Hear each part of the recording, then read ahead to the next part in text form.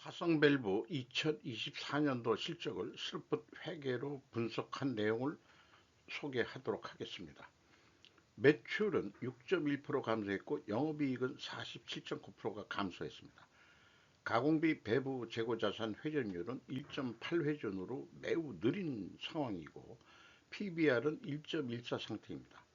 분석 결과 재고자산 매출원가 분식회계 개연성이 있다고 할 수 있겠습니다. 먼저 원가회계 손익으로서 매출은 816억 원인데 전년보다 6.1% 감소했습니다. 그런데 반대로 가공비 배부 재고자산이 12.8%로 증가했습니다. 매출 원가가 3.4% 감소했다는 얘기는 매출 원가가 반대로 증가했던 얘기고요. 그래서 매출 총이익이 15.8% 감소했고 매출 총이익률로는 2.2% 하락했습니다. 판매관리비가 5% 줄였습니다. 매출이 주니까 줄인 모양입니다. 그래도 영업이익은 71억 원으로서 전년보다 25.7%가 감소했습니다. 매출이 감소함에도 재고자산은 반대로 증가했습니다. 원가손익은 재고의 증가는 이익의 증가 로직입니다. 실제로는 더 낮은 이익이 났을 것입니다. 그래서 스루풋 회계로 분석한 결과는 매출에 비례하는 매출 재료비 448억으로서 3.4% 줄어들었어요. 매출 감소율보다 플러스 2.6%이기 때문에 여기서 우리는 원재료 가격이 상승했다라고 1차 추론을 해볼 수 있겠습니다. 스루풋율이 1.5% 내려갔고 운영 경비는 5.5% 상승했습니다. 그 결과 TOE 생산성은 1.18로서 0.19포인트가 하락했습니다. 영업이익은 57억 3,200만 원으로 원가 회계보다 무려 13억 7,100만 원이 적은 수치입니다. 원가 회계로는 47.9% 스루풋 영업이익이 하락했습니다. 재고자산 내역을 보면은 상품, 제품, 제공품, 그런데 이 상품을 눈여겨 좀 봐주시면 좋겠어요. 상품 증가했고 제품도 증가했고 40억 원이나 크게 증가했네요. 제공품은 좀 줄였네요. 전체 가공비 배부 재고자산은 42억 3,800만 원이 증가했습니다. 2023년은 전년보다 매출이 6.6% 증가했는데 재고는 12%가 감소했습니다. 2023년도는 이것이 상식이라고 봅니다. 매출이 증가하니까 판매를 많이 했으니까 재고가 줄 거 아니냐. 왜냐하면 생산은 계획 생산을 하는데 판매 변수에 따라 재고가 증감하는 것이라고 그렇게 생각할 수 있는 거 아니냐. 그렇다면 매출 증가에 따른 기대 이익보다는 원가 영업이익이 낮게 나올 것이다. 예년에 왜냐하면 재고의 감소는 이익의 감소가 원가 회계 로직이기 때문에 뭔가 이익이 많이 나오도록 작업했을 수도 있다. 계속해서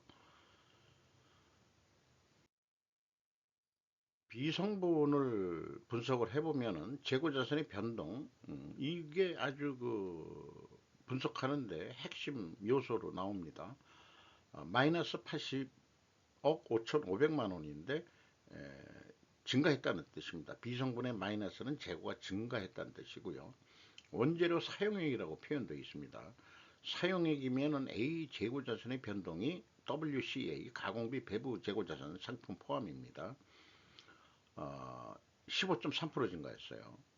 매출이 감소했는데 원재료 사용액은 더 많았다. 이런 얘기죠. 그러니까 계획 생산을 하는데 안 팔렸다. 이런 얘기도 되겠네요. 그래서 일반적으로 지금 상품이 재고 계정이 있다면은 상품 매입액을 따로 해주면 더 바람직한데 지금 봐서는 원재료 사용액 안에 상품 매입액이 들어가 있다라고 간주할 수밖에 없을 것 같습니다. 어쨌든 ABC를 더한 MC 매출원가 재료비는 434억 원으로서 9.2% 감소했고 운영경비는 5.5%가 증가했습니다. 운영경비 311억 원에서 판매관리비 83억 원을 뺀 228억 원이 공장 가공비가 되겠는데 32%, 전년하고 어떻게 소점 한 자리까지 변동이 없습니다. 2023년도는 2022년도에 비해서 재료비가 68%로 내려갔으니까 가공비가 이땐 올라간 거죠. 이렇게 됩니다. 여기서는 원재료 가격이 상승했는지 여부는 추론하기가 어렵죠. 변동이 없으니까.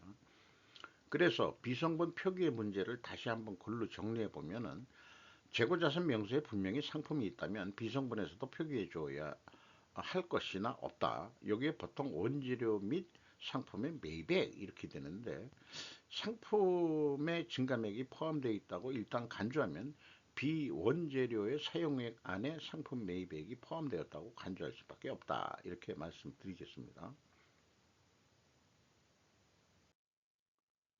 그래서 가공비 배부 재고자산의 증가액을 비교를 해보면 재고자산 명세에는 분명히 재고가 증가했으면 비성분에는 마이너스 42억 3,800만 원으로 나와야 되는데 80억 5,500만 원이에요. 거의 따블이 38억이 이렇게 계산하면 매출 원가가 전국적으로는 줄어들게 되겠죠. 이것도 마찬가지고요. 계속해서 총 제조 비용 차이가 적게 나오게 이거로 봐가지고는 어, 저기 3년 연속 그 영업 원가 회계 영업이익이 많이 나오도록 조정했다. 그냥 조작했다라고도 얘기할 수 있겠습니다.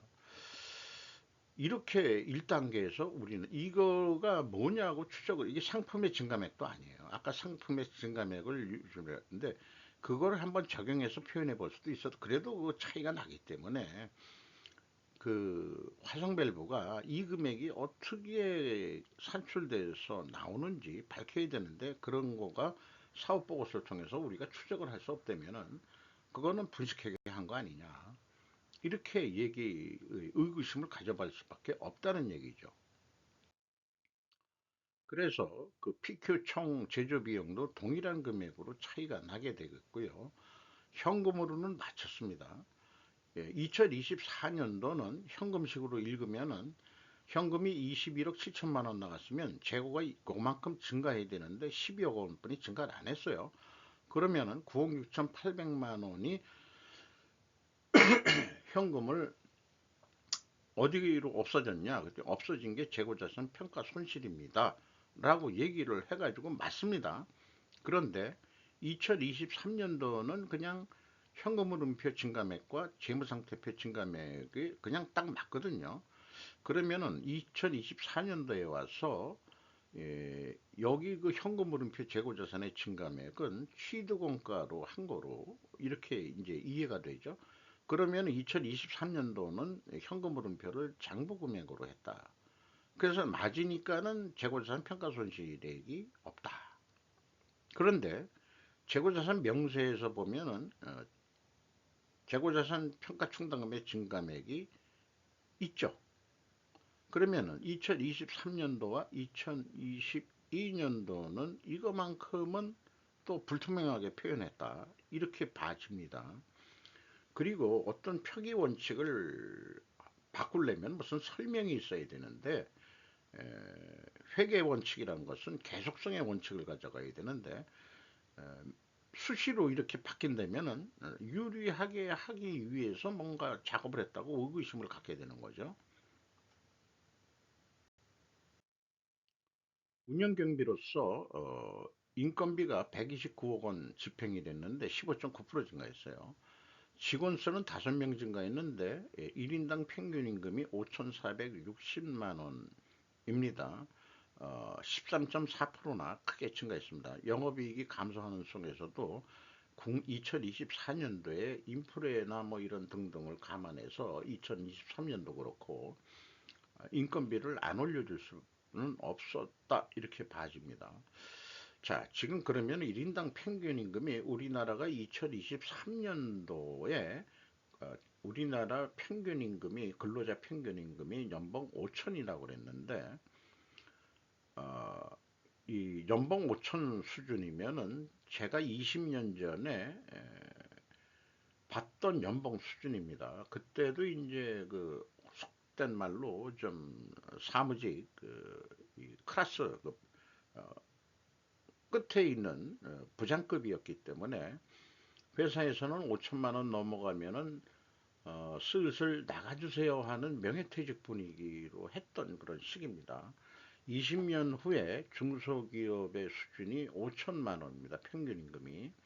그러니까 20년 동안에 한국의 그 경제 수준이나 인플레이션 수준이 꼭 계속 올라갔다는 얘기죠. 일본보다 평균 임금이 우리나라가 더 높다는 얘기가 나오고 있죠. 어쨌든 현재 중소기업이 제 20년 전에 임금을 받고 있으니까 빡빡할 것 같아요. 1억은 넘어야 그래도 애들 키우면서 젊은 사람들이 살 수 있지 않겠냐 생각이 들어가는데 중소기업이 급여가 한 우리나라가 중견기업 정도 되면 한 7천 정도는 평균이니까 여기 1인당 뭐 고위직들은 더 받겠지만은 1억 넘게 받겠지만은 어쨌든 이게 평균이니까 이 5,400보다도 적게 받는 이 생산직도 많을 거예요. 사무직도 그렇고. 어쨌든 중소기업이지만은 계속 임금은 지금 우리는 올리고 있다. 일본도 올리고 있지만은 물가가 계속 올라가 가지고 실질 소득은 떨어졌다.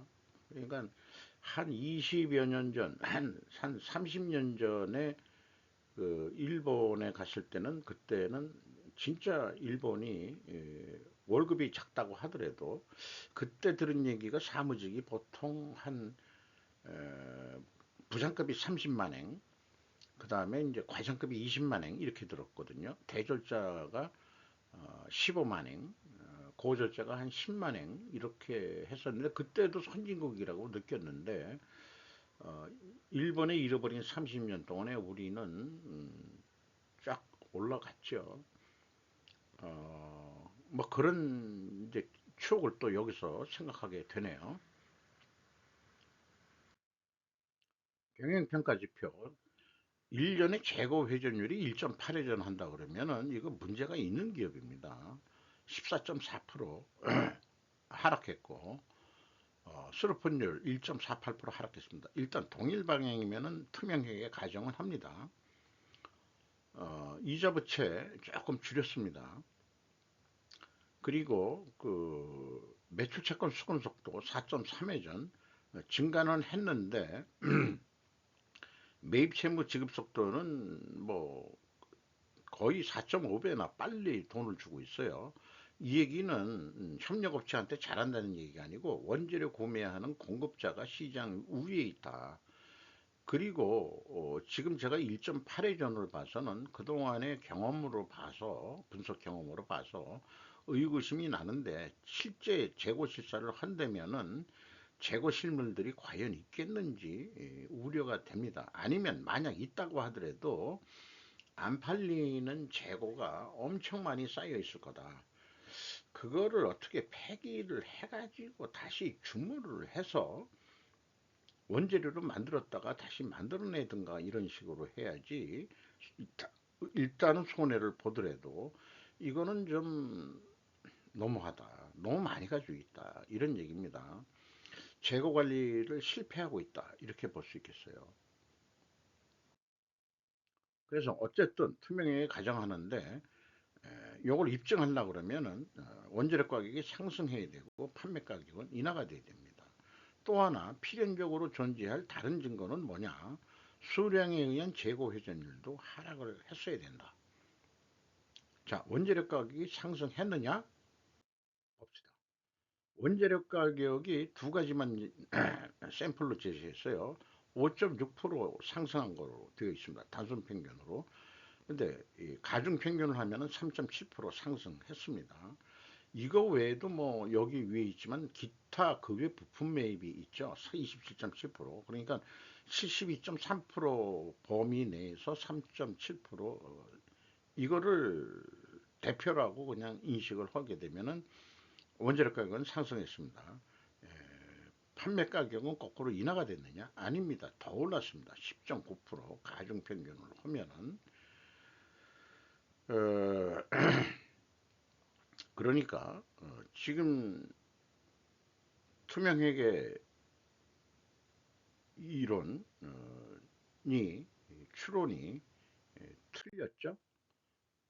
검증 실패입니다. 지금까지 얘기한 거를 표현하면은 판매 가격이 내려가야 되는데 거꾸로 10.9%가 내려갔는데 어떻게 영업이익이 그렇게 크게 줄었느냐. 이게 분식회계 결과다 이거죠. 그러니까 제가 슬퍼 분석을 하면서도 장사라는 게 뭐 있겠습니까? 그 원재료 가격이 얼마나 올렸느냐, 판매 가격이 얼마나 올라갔느냐, 이게 두 가지 비교하면 되는 거 아니냐 이거예요. 그 장사가 그래서 이 초등학교 나온 사람도 장사해 먹을 수 있고 손익계산서를 할 수 있게 만들어야 되는데 원가 세계의 계획이 너무나 전문화 시켜가지고 헷갈리게 만들고 의사결정을 혼동스럽게 만들고 있는 거죠. 그러니까 천재는 단순하게 생각한다는 겁니다. 천재는 제가 그 천재라는 게 아니고 스루폿을 창시한 제약이론 경영을 창시한 골드랩 박사가 천재라는 얘기입니다. 스루폿 회계로 손익을 계산을 해라. 그게 이게 세상이 그렇게 변하려면 트럼프만큼 강력한 그 힘이 있어야 되는 겁니다. 제왕적 대통령제 아니 그 필요하면은 그 정도는 돼야 되는 거 아니냐. 국회에서 뭘 조정을 하고 견제를 한다. 음, 물론 견제를 해야죠. 근데 상대적 크기가 서로 만만해야 된다는 얘기입니다. 미국 지금 국회 민주당 쪽에서 지금 볼복을 끓고 있을 거예요. 디커플링 해라. 중국하고 디커플링 하는 것도 중요하지만은 한국은 프렌드 시어링으로 가야 되는 거고 어, 사업 계획을 하는데 매출 재료비하고 운영 경비 두 가지로 나눠서 우리는 접근할 수 있다. 서포트 계획은. 그래서 운영 경비가 5% 증가한다고 보고 실적은 5.5%인데 조금 더 낮게 해보자. 그리고 영업이익이 47.9%가 감소했는데 아니다 15%좀 이익을 내보자 서로법 관점상으로 그러면 얼마 우리 팔아야 되니 869억 거의 870억 원을 팔아야 된다. 그거에 비례한 매출 재료비는 여기 6.6% 매출 상승이 나오죠. 6.6%만큼 더 팔아본다. 그러면은 868억 원 나오는데 요 매출 재료 비율을 약간 올렸어요. 그러니까 아까 가격이 10% 오른 거로 돼 있는데 0.1% 판매 가격을 낮춰본다 조금. 그래서 868억 원에 한다. 이렇게 계획을 세워 봅니다. 그런데 이것을 하나의 납품 단가라고 비유를 해보죠. 86,500원에 납품을 하면은 6,000원이 남습니다. 8만원짜리, 86,000원짜리 팔아가지고 조금 더 많이 남아야 되지 않겠냐. 그러면은 가격을 더 올려달라고 할 수는 없고, 화성밸브가 어떤 그 대형 메이커한테 재고 회전율 2회전까지만 올려봐. 그러면 13.1%나 크게 경영 실적을 개선해야 되는 거예요. 재고 회전율의 상승은 전반적인 경영 효율을 올리는 겁니다. 그러면 판매 단가가 98,190원에 파는 효과가 나타납니다. 그래서 OE 증가율 더 판매하려고 노력을 하니까 OE가 맥시멈 4.9% 증가할 수 있어요. 어, 이것은 이 매출 재료비 증가율 곱하기 그 OE 비율 요걸 곱해서 맥시멈 올라간다고 보는 거예요.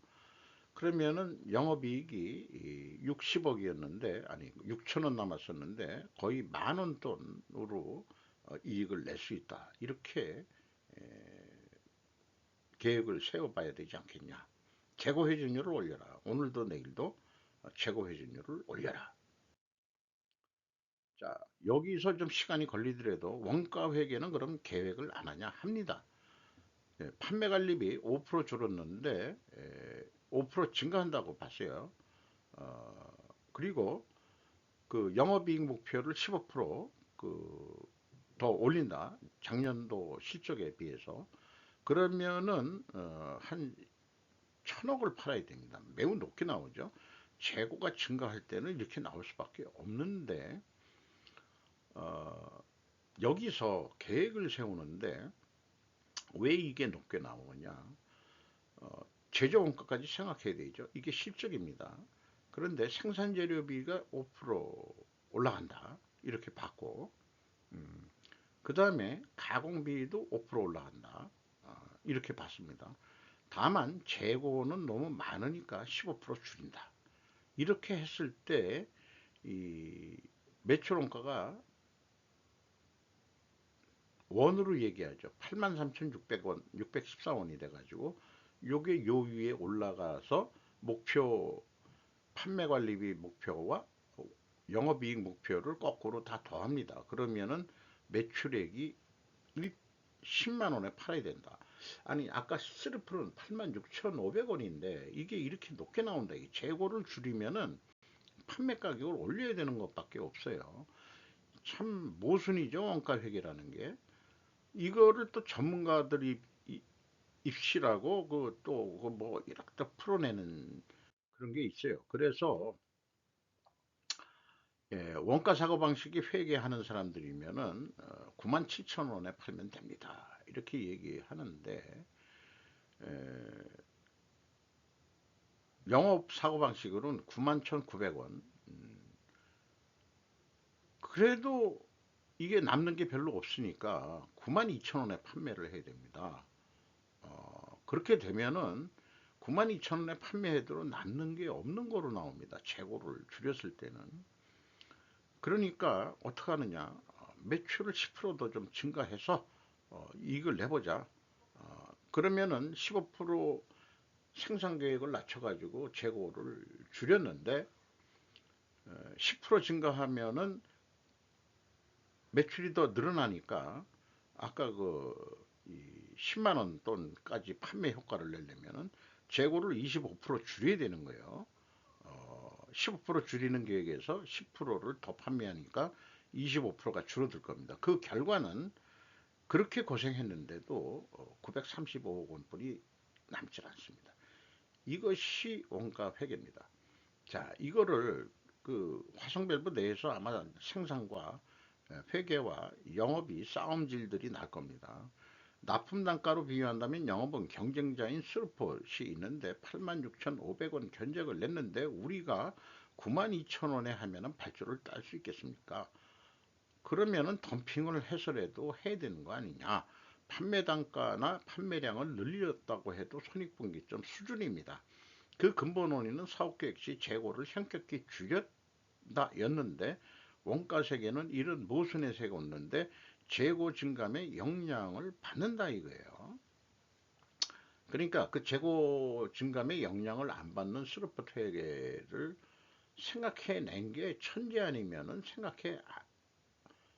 그렇죠. 보통 범인은 생각해낼 수 없는 거죠. 저희는 천재가 만들어 놓은 것을 그저 그게 옳다고 보면은 그걸 따라가면 되는 거죠. 그래서 이 덤핑을 한 7%더 낮춰가지고 어, 그 스루풋 관점에서 85,560원에 우리도 납품을 하자. 결과는 어떻게 돼요? 9,300원 적자입니다. 한 개 팔 때마다. 그리고 거기다가 재고 감소 안 팔아도 될 걸 판매한 거 아니에요? 덤핑에 의해서. 그러니까 재고에도 돈의 가치가 들어가 있잖아요. 그러니까 이것도 돈을 잃었다고 보는 겁니다. 그럼 합치면은 에, 남는 게 9,336원이 안 남고 거꾸로 돈을 잃었는데 실질적으로는 15,000원 한 개 덤핑 7% 해가지고 실질적으로는 14,572원을 잃게 된다 이겁니다. 원가 세계는 애초 재고를 줄인다는 생각을 할 수 없게는 만드는 구조입니다. 우상향만 있는 거는 그게 원가 세계의 사고방식이죠. 계속 올라가야 된다는 게. 셀프 관점은 어떤 거냐? 간단하죠. 매출액만 줄이면 됩니다. 매출에 비례하는 매출 재료비니까. 그러면은 7% 감소한다. 그러면 6천 원 잃었어. 6천 원 잃는 거야. 이렇게 차이가 많죠.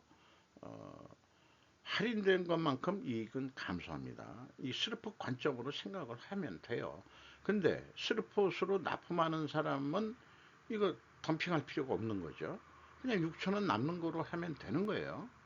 자, 이렇게 화성밸브 하나만 가지고 재고 증감이 너무 재고가 많기 때문에 그거의 역량을 한 것을 그렇게 시나리오로 해서 한번 계획을 해보는데, 오늘은 원가 회계의 문제점을 더 강조하는 좋은 샘플이 됐다고 생각을 합니다. 재고가 계속 증가했기 때문에 스루풋은 이런 상황이 판매 계획도 이런 상황으로 나오게 되겠고요. 그러면은 납품 가격을 그 스루풋 사고 방식으로 납품 견적을 해서 해도 남는다는 걸 보여줬습니다. 우리가 제가 EH 세후 현금 순이익 1번 101억 원 벌었습니다. 그리고 두 번째 EMS 영업활동으로 전체 유입된 돈은 70억 9,200만 원입니다. 최종 34억 5,200만 원 돈을 벌었습니다. 잉여 현금으로 채권자한테 9억 1,100만 원을 갚아가지고 이자부채 레버리지를 약간 줄었고요. 화성밸브는 지금 이익 배당은 할 수 없는 그런 상황이 되겠습니다. 주가는 1,310원으로 연초보다 2,850원이 증가했습니다. 왜 올랐는지 모르겠네요. PBR은 1.14 상태입니다. 그 0.88이었는데 1분기가 지나면서 1분기 실적이 뭐 좋았는지 어떻는지 모르지만 왜 가격이 오르는지 실적은 다 내려가야 맞는데 1분기가 아직 그 공시가 되려면 조금 기다려야죠. 4월 15일 정도면 이제 1분기 공시가 돼야 될 시점일 것 같습니다. 어, 장원규 씨가 15% 지분 가지고 있고 장성필 씨가 6.5% 지분 가지고 있고 HS 테크라는 데가 10.8%를 가지고 있고 화성 장병호 장학재단 이 장씨들이네요. 8.8% 지분을 가지고 있습니다. 이상 마치도록 하겠습니다. 구독, 좋아요 부탁드리겠습니다.